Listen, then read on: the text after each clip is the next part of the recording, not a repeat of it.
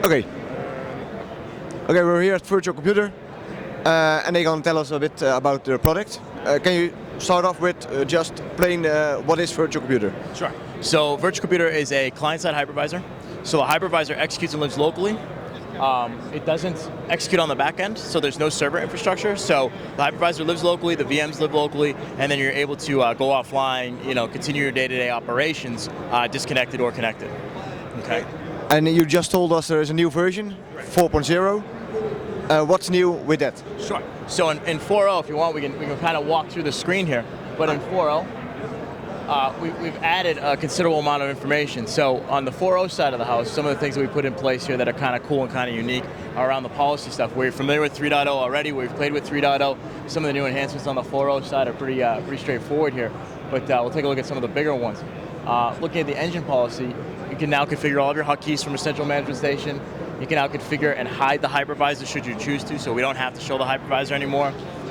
We can now pre-configure your network ahead of time, so you can add in wireless networks ahead of time. Now you can hide in SSIDs, hidden SSIDs, regular SSIDs, WPA2, WPA Enterprise, WPA2 Enterprise. The laundry list there goes on and on and on. So there's a lot of flexibility now within the policy setup for pre-configuring machines ahead of time. Yeah, so you leave less configuring for the end user itself, and it's all pre-configured. Exactly. So the end user can literally sit down now and continue their work. We still have the one-to-many patching and all those things right here, so you can still patch and maintain your images from here. And then when you come into the machine itself, as you can see, it's standard Windows. It's nothing different than standard Windows. Everything through an end user looks and feels like Windows. Get reboot messages for our first login here. Okay. A brand new VM just got pushed down to us. We can see,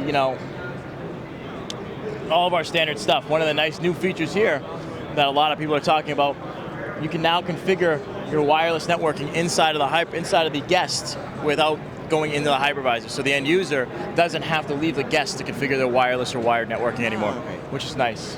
Can you still switch between different operating systems? Yep. Currently today we only have one on here. Okay.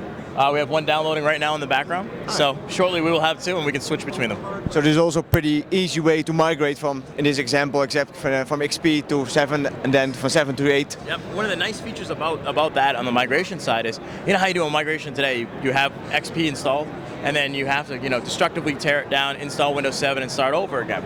With us, you can run them side by side and slowly switch them over. So you can flip over some users and not everybody at the same time. Is that the biggest reason to use a hypervisor on the desktops?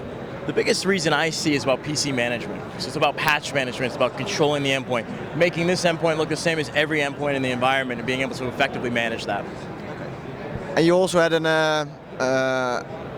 you're working together with some traditional VDI competitors like VMware and Quest, I believe? We're actually working now with strictly Citrix. Oh, Citrix. So what we can see here is we have included now is the ICA receiver, the XenApp client, so you can actually go ahead and configure that ahead of time, so you can connect to a VDI environment running Xen Desktop should you want to. Okay, yeah. Okay. Thanks. Thank you.